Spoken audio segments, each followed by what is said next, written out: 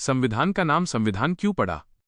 हम सभी जानते हैं कि संविधान एक ऐसा दस्तावेज है जो देश को चलाने के लिए नियम और कानून बनाता है।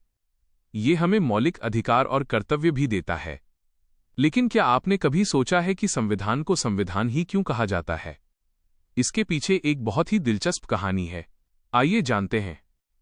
कहानी की शुरुआत बहुत समय पहले एक राजा था जो बहुत ही क्रूर था। वो अपनी प्रजा पर अत्याचार करता था और उनके कोई अधिकार नहीं थे। प्रजा बहुत दुखी थी और वे एक ऐसे नियम और कानून चाहते थे जो उन्हें राजा के अत्याचार से बचा सके। एक दिन एक ज्ञानी व्यक्ति उस राज्य में आया। उसने प्रजा के दुख को समझा और उन्हें एक ऐसे दस्तावेज के बारे में बताया जो उन्हें उनके अधिकार और कर्तव्य देगा।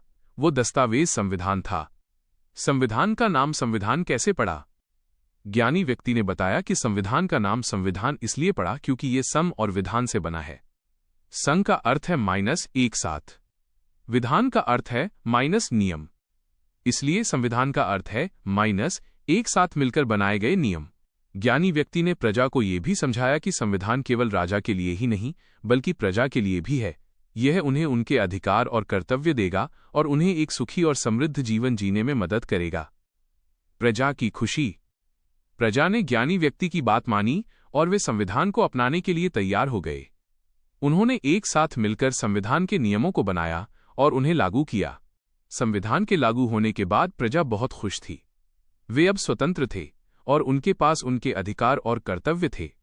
वे एक साथ मिलकर एक खुशहाल और समृद्ध जीवन जीने लगे। आज भी जारी है संविधान।